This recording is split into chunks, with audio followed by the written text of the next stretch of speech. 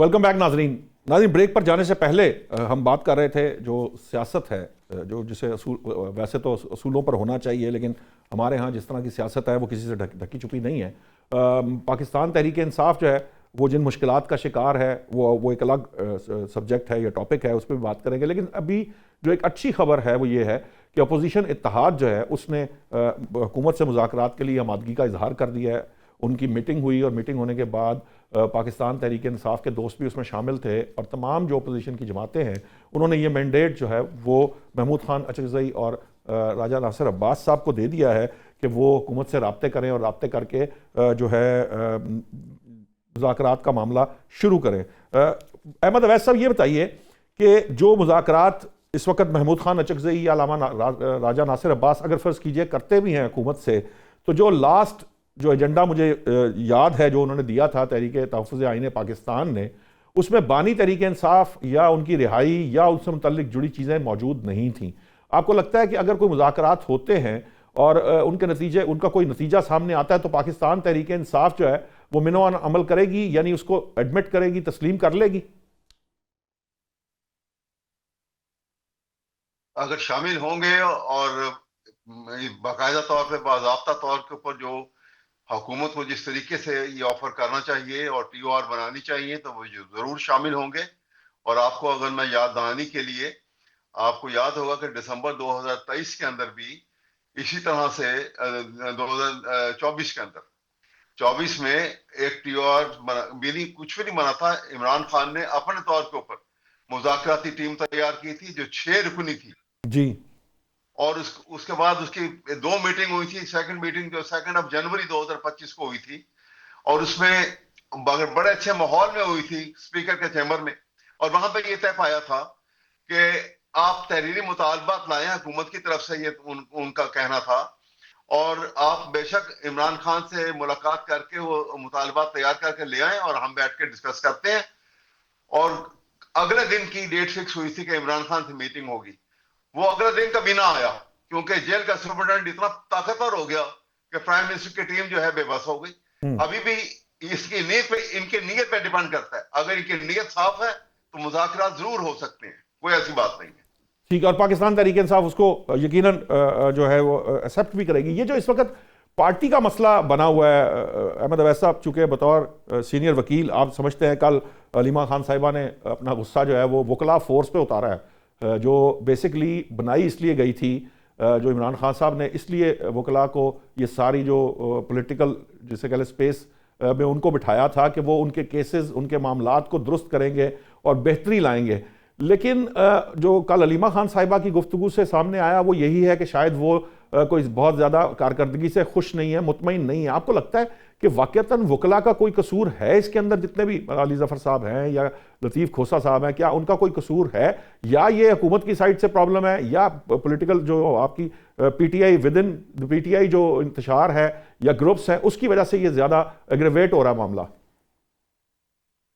देखिए, असल में देखिए ना, जो मोहतरमा हलीमा उनकी बहन है, वो जज्बात हैं अपनी जगह उनके, लेकिन वो अदालतों की और आईनी जो इम्प्लीकेशन 2000 ये जो तरमीम आई है 26 और 27वीं, उसके बाद जुडिशरी जितनी कमजोर हो चुकी है वो उनको शायद उसका उतना एहसास नहीं है जितना वकला को एहसास होगा इस बात का जी। कि वो जो हुकूमत चाहती है वो जुडिशरी करती है।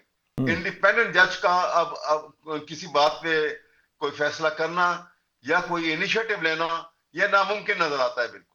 तो यही वजह है कि हर चीज डिले हो रही है। मसलन आपकी मिसाल आपको देता हूं कि ये एक सारी दुनिया में दस्तूर है कि किसी फौजदारी केस के अंदर अगर सजा हो किसी को तो जो है कॉन्विक्ट है उसकी अपील के साथ एक सस्पेंशन ऑफ सेंटेंस की दरखास्त दी जाती है कि अपील अपनी अगर टर्न से भी सुनी जाएगी तो पहले ये दरखास्त सुन ली जाती है और अगर वो केस प्रीमा फेशी ऐसा लगता है कि जिसमें बरी होने के इम्कानात हों तो उसको वो मंजूर करके सस्पेंड कर देते हैं।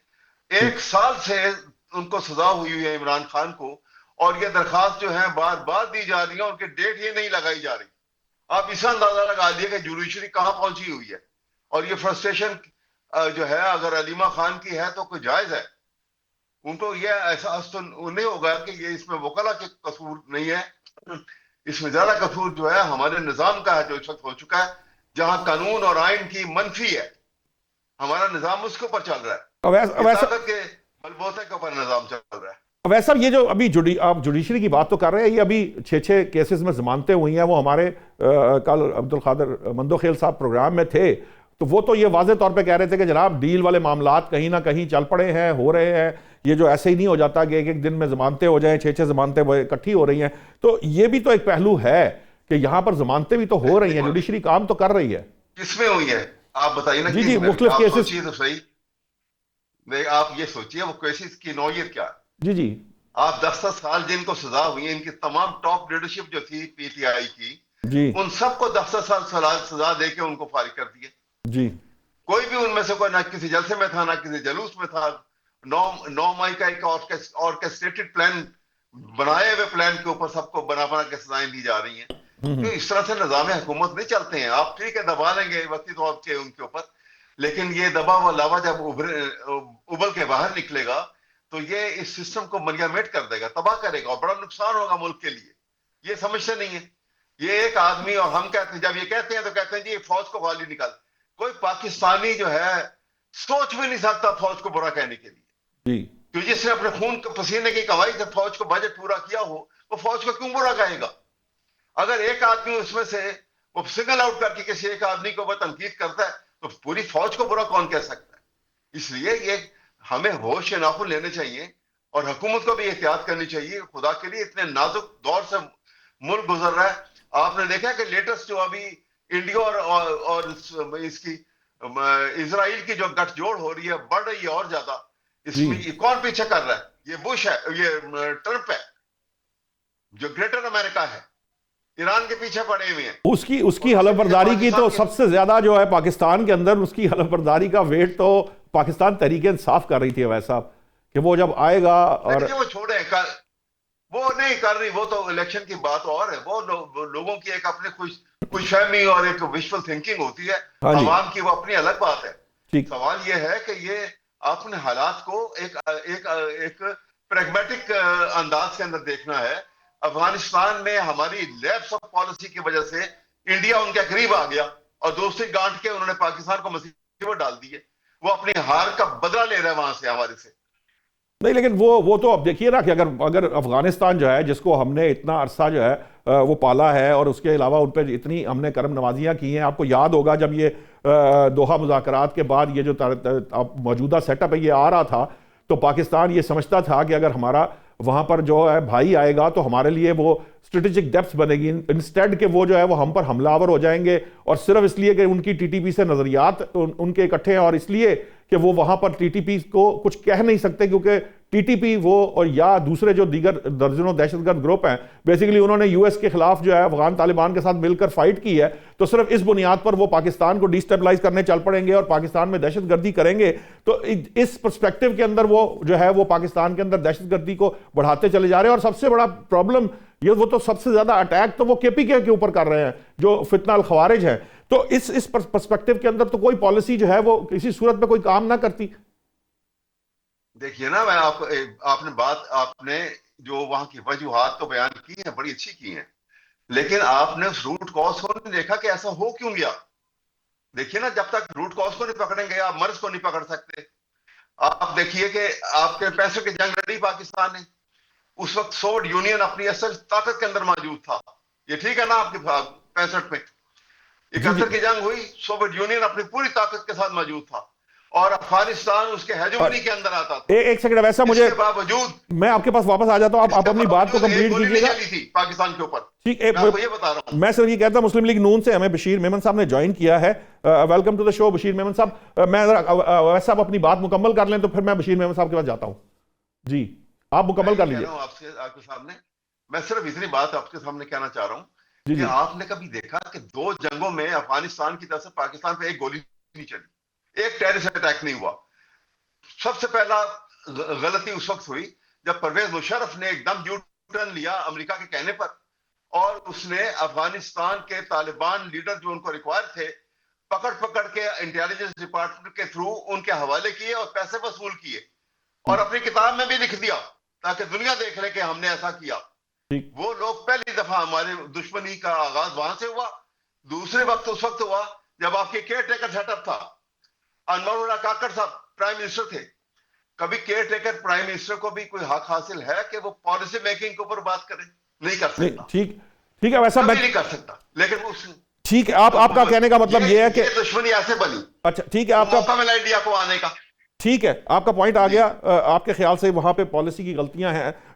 بشیر میمن صاحب یہ جو بات کی جا رہی ہے کہ وہ افغانستان کے معاملے کے اوپر ہمارے سے پالیسی مسٹیکس ہوئی ہیں, مجھے وہ بھی یاد ہے, آپ کو یاد ہوگا کہ میرا خیال ہے یہ 50s اور 60s کی بات ہے کہ ہم پر حملہ آور بھی ہوا تھا افغانستان, اور اس سے پہلے جو ہے افغانستان نے بھی ہمیں تسلیم نہیں کیا بطور ملک. یہ بات بھی کسی سے ڈھکی چھپی نہیں ہے, لیکن اس کے باوجود ہم نے ان کی مہمان نوازی کی, ہم نے ان کو پالا پوسا ایک طرح سے, کئی نسلیں یہاں پر پروان چڑھی, اور اس کا صلہ ایکچولی یہ دے رہے ہیں وہ کہ وہ اب ہم پر حملہ آور ہیں. اویس صاحب کا پوائنٹ یہ ہے کہ جی ہم سے کچھ پالیسی مسٹیکس ہوئیں جس کی وجہ سے وہ ہمارا دشمن ہوا اور بھارت جو ہے وہ کامیاب ہوا اس کو اپنے قریب کرنے میں. آپ کو لگتا ہے کہ کیا واقعی پالیسی لیول کے اوپر ہم سے کچھ غلطیاں ہوئی ہیں یہ جو معاملہ ہے افغانستان کا؟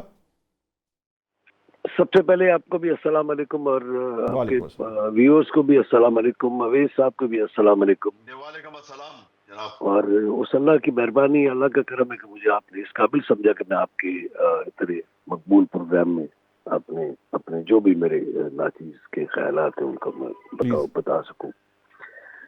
میں اویس صاحب کو, میں چونکہ لیٹ آیا ہوں پروگرام میں تو میں نے کوئی تھوڑا سا سنا ہے. اب یہ کہہ رہے ہیں کہ ہم سے یہ غلطیاں ہوئیں, ٹھیک, میں اس بات کو ڈسپیوٹ ہی نہیں کرنا چاہتا.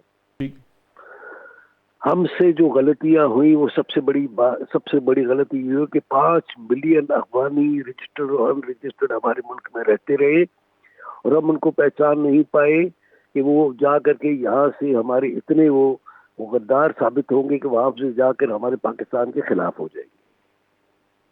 ان کو یہ یاد نہیں آتا کہ ان کو یہاں پہ بٹھایا, یہاں پہ پناہ دی, ان کو جو ہے وہ رشیا کے اس سے تسلط سے بچایا. ہم نے ان کو فل سپورٹ کی. جب وہ یہاں پہ آئے تھے مارے پھر رہے تھے, ہم نے ان کو اپنے پاس بٹھایا, ان کے کیمپس بنائے, ان کو کھلایا پلایا, ان کے بچوں کو تعلیم دی, اور وہی ہمارے خلاف ہوتے اور مختلف ممالک میں جا کر کے ہمارے سفارت خانوں کے باہر جو ہے وہ کرتے ہیں, جلسے جلوس بھی نکالتے ہیں اور ہمیں گالیاں بھی نکالتے ہیں. ہمارے ہی ایئرپورٹس استعمال کر کے وہ یہاں سے باہر گئے ہیں. Fake I D, fake passports اور فیک یہ ہر چیز انہوں نے کی. اور اس کے بعد اب وہ یہ کہتے ہیں کہ مطلب P T I of all the people, P T I یہ کہہ رہی ہے جو کہ پارلیمنٹری نظام میں بلیو نہیں کرتی, ساری کمیٹی سے یہ باہر ہو چکے ہیں. یہ کہتے ہیں یہ پارلیمنٹ ہے ہی نہیں. ان لوگوں نے افغانستان کو اتنا فکر ہے ان کو, تو ان سے پوچھے کہ ان سے افغانیوں سے یہ پوچھے کہ یہ جو ڈیلی جو اٹیک ہو رہے ہیں, ڈیلی کوئی پولیس والے شہید ہو رہے ہیں, ہمارے جو فوجی افسران شہید ہو رہے ہیں, جوان شہید ہو رہے ہیں, یہ کون مار رہے ہیں؟ مطلب یہ پالیسی کی غلطیاں. ہمارے شہزادہ گلفراز جیسے ہم اپنے جوانوں کو, اپنے دوستوں کو, اپنے بھائیوں کو, اپنے بچوں کو, اپنے بیٹوں کو اس طرح قربان کر سکتے ہیں, اور آپ کہتے ہیں کہ فلاں جگہ پہ وہ نہ کرے, انٹیلیجنس بیس کارروائی نہ کرے, اور ہمارا جھگڑا ہے آپ کے ساتھ. وہ بھائی لڑنا ہے تو افغان کے ساتھ لڑو, جو انڈیا کے بولنے پر انڈیا کے فائنانس پہ ہمارے ساتھ لڑائی کر رہا ہے, اور ہمارے جوانوں کو شہید کر رہا ہے, ہمارے لوگوں کو شہید کر رہا ہے. نہیں ہوا وہاں پہ 4 پولیس والے شہید ہوئے, نہیں ہوا کہ شہزادہ گلفراز شہید ہوا, ہمارے لیفٹیننٹ کرنل. مطلب مجھے تو اس بات پہ حیرت ہوتی ہے کہ ہم ابھی بھی نہیں سدھرے, ابھی بھی ہم نے نہیں سوچا, ابھی بھی ہم نے وہ نہیں کیا کہ ہمیں as a state, as Pakistani ہمارا کیا موقف ہونا چاہیے. کہ دشمن کو دشمن سمجھنا چاہیے, کہ جس کو میں نے 25 سال 30 سال 40 سال 50 سال جس کی نسلیں یہاں پہ رہ گئیں, ان کو ہم نے پناہ دی, ان کو ہم نے کھلایا پلایا, اس لیے اپنے بہت ہی, ہم تیسری دنیا کا ملک ہے, اکنامکلی ہم کوئی اسٹیبل نہیں ہے, لیکن ہم نے کبھی بھی ان کو تکلیف نہیں ہونے دی. اپنا بھائی سمجھا, اپنا بہن سمجھا, اپنے بازو کھولے, بالکل ہم نے کردار ادا کیا ایک اچھے مسلمان کا. لیکن انہوں نے ہمارے ساتھ کیا کر رہے ہیں ابھی, انڈیا کے ساتھ مل کے, جو کہ ہمارا عزوی دشمن ہے, اس کے ساتھ مل کر کے اس کے بولنے پر وہ ہمارے انڈیا کا جو وہ تھا, وہ ایک فطرہ ہندوستان, وہ جو BLA ہے اس کو پناہ دی ہوئی ہے, اور پھر اس کو پناہ دی ہوئی ہے, ان کو سارا کے سارا وہ کر رہے ہیں, ان کے تھرو وہ ہمارے ٹیررزم کر رہے ہیں بلوچستان میں, اور KP میں بھی کر رہے ہیں. اور KP کی حکومت کہتی ہے کہ نہیں وہ ٹھیک ہے, خدا کا واسطہ ہے, ابھی بھی ٹھیک, لوگوں نے آپ کو ووٹ دیا ہے, KP کے لوگوں نے آپ کو ووٹ دیا ہے, آپ کو عزت دی ہے. ٹھیک ہے, آپ کا پوائنٹ آ گیا بشیر صاحب. میں چاہوں گا آپ کی پریزنس کا فائدہ اٹھاتے ہوئے میں ایک سوال یہ بھی کرنا چاہوں گا کہ اپوزیشن اتحاد نے مذاکرات کے لیے جو ہے وہ کہہ دیا ہے کہ انہوں نے گرین سگنل دے دیا ہے. پہلے بھی تحریک تحفظ آئین پاکستان نے ایک ایجنڈا دیا تھا جس میں بانی تحریک انصاف کی رہائی اور اس سے متعلق کوئی بات نہیں تھی. وہ فنڈامنٹلی جن چیزوں پہ بات ہونی چاہیے, الیکشن ریفارمز ہیں, آپ کے معاملات ہیں, ایک دوسرے کے ساتھ بات چیت کا طریقہ کار ہے, جو ایکچولی کہیں نہ کہیں 18ویں ترمیم سے ملتے جلتی معاملات ہیں, ان کو مزید ریفائن کرنا آج کے مسائل کو, اس پہ بھی کوئی جواب حکومت کی طرف سے نہیں آیا. اب جو اپوزیشن اتحاد ہے, انہوں نے جو مذاکرات کے لیے تیاری کا اعلان کیا ہے, کیا حکومت جو ہے وہ اب کوئی پریکٹیکل سٹیپ, یہ بہت امپورٹنٹ ہے, زبانی کلامی تو بہت بات ہوتی ہے, پریکٹیکل آپ کو لگتا ہے کہ کوئی حکومت کی طرف سے جلد اعلان سامنے آئے گا, کوئی کمیٹی بنے گی اور یہ مذاکرات شروع ہو جائیں گے؟ بھائی ان کے ساتھ پریکٹیکل بات کرنے کا فائدہ کوئی نہیں ہے نا, ان کے ساتھ فائدہ کوئی نہیں ہے. میں تو اس وقت بھی یہی آپ ہی کے شاید شو میں یہی بات ہوئی تھی, اور میں نے یہ کہا تھا کہ ان کے ساتھ فائدہ کوئی نہیں ہے. ان کے ساتھ ان کا ایک ہی مسئلہ ہے, NRO چاہیے ان کو اپنے بانی کے لیے اور ان کی بیگم صاحبہ کے لیے, NRO چاہیے بس, اور کچھ بھی نہیں. ملک ان کے لیے کوئی وہ نہیں رکھتا. ہماری لا انفورسمنٹ, وہ تو محمود خان اچکزئی اور علامہ راجہ ناصر عباس بھی اس کے اندر شامل ہے نا, تو الٹیمیٹلی وہ ان چیزوں کی طرف بات کریں گے جو کہ میں نے آپ کو پہلے کہا کہ جس طرح انہوں نے پہلے بھی ایک ایجنڈا جو ہے وہ دے دیا تھا, اس میں تو بانی کی رہائی یا PTI سے متعلق کوئی بات نہیں تھی. بھائی ایک تو دیکھیے, ایک تو ان کی جو بانی کی جو بہن ہے ان کا الگ سے بیانیہ ہے, چیئرمین کا الگ سے بیانیہ ہے, اچھا ان کے CM KP کے ان کا الگ سے بیانیہ ہے, ان کے 50 تو ان کے گروپ سے وہ آپس میں لڑ کے وہ کر رہے ہیں. لیکن ہم نے ظاہر ہے جنگی حالات میں ہیں, ایک طرح سے ہم جنگی حالات میں ہیں. ڈیلی ٹیررسٹ, اچھا آج آپ نے نہیں سنا, کل میرے خیال میں یہ ایک خبر چل رہی تھی کہ ان کو خراسانی ہے ان کا, اس نے کہا ہے کہ افغانستان کے, اس نے کہا کہ ہمارے بہت زیادہ خودکش بمبار ہے جو پاکستان میں موجود ہیں. 2 بریگیڈز ہمارے پاس تیار ہے, ہم پاکستان پہ قبضہ اور پتہ نہیں کیا کیا خرافات. میری بات سنیں, کیا خرافات یہ بک رہے ہیں اور یہ کہہ رہے ہیں کہ پالیسی کی غلطی ہے؟ خدا کا واسطہ ہے, ابھی بھی کھڑے ہو جاؤ, ابھی بھی عقل کر لو تھوڑی سی. ٹھیک ہے, ایک بندے کی رہائی چاہیے, ایک بندے کو NRO چاہیے. جو اس نے چوری کیا, جو ڈکیتی کی, جو اس نے جو کچھ کیا, کہتے ہیں بس چھوڑو اس کو, جان چھوڑو, ابھی اس کو چھوڑ دو, اس کو نہ صرف چھوڑ دو بلکہ اس کو پھر سے وزیر اعظم بنا دو. ٹھیک ہے, آپ کا پوائنٹ آ گیا. میں چاہوں گا احمد اویس صاحب, اب ہمارے پاس وقت بہت کم ہوگا. یہ جو بات ہے, میں نے آپ سے پہلے بھی ایکچولی سوال یہی کیا تھا کہ کہیں نہ کہیں یہ ڈسٹرسٹ, میں میرا سوال لے لیجئے پھر بول دیجئے, یہ جو ڈسٹرسٹ کہیں نہ کہیں پارٹی کی اپنی جو فالٹ لائنز کی وجہ سے یا بہت سارے گروپس ہونے کی وجہ سے جو پرابلم ہے, اس کی وجہ سے کہیں حکومت کی سائٹ پہ بھی وہ ٹرسٹ ڈیولپ نہیں ہوتا کہ ہم کس سے مذاکرات کریں گے, ایک دھڑا کر بھی لے گا تو دوسرے 10 دھڑے جو ہیں وہ اس کو وہ جب تسلیم نہیں کریں گے, تو اس طرح سے معاملات جو ہیں وہ آگے بڑھ پائیں گے, آپ کو لگتا ہے؟ دیکھیے ابھی جس طرح ہمارے محترم یہاں بات چیت کر رہے ہیں نا, اپنے گربان میں اگر یہ حکومت کے افراد جو ہیں اپنے گربان میں جھانک کے دیکھیں تو یہ ان کے منہ سے لفظ نہ نکلے. ہارے ہوئے پارلیمنٹ میں قابض ہوئے ہوئے صرف بندوق کی طاقت کے اوپر آج یہ باتیں کر رہے ہیں.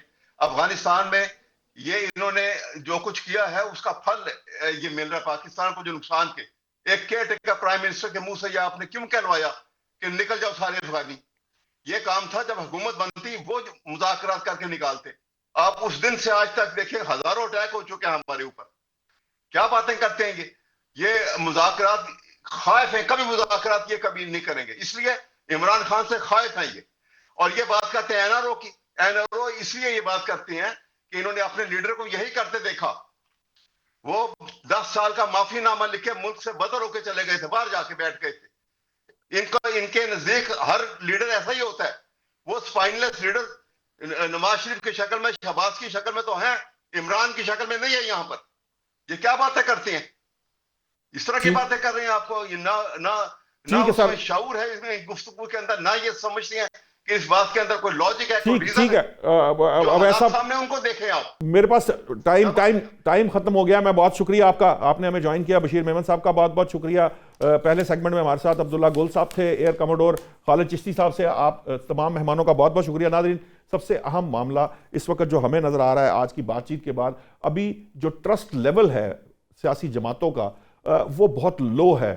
جو حکومتی سائٹ پہ جو ہمارا حکمران اتحاد ہے اور اپوزیشن اتحاد کے سائٹ پہ یہ جو جب تک یہ ٹرسٹ لیول تھوڑا سا بلڈ نہیں ہوگا, شاید مجھے نہیں لگتا کہ کوئی مذاکرات بھی ہو پائیں, یا اگر ہو بھی جائیں تو وہ کوئی نتیجہ خیز ہوں گے. ناظرین, اب تک کے لیے اتنا ہی. اگلے ہفتے نئے موضوعات کے ساتھ حاضر ہوں گے. اللہ نگہبان.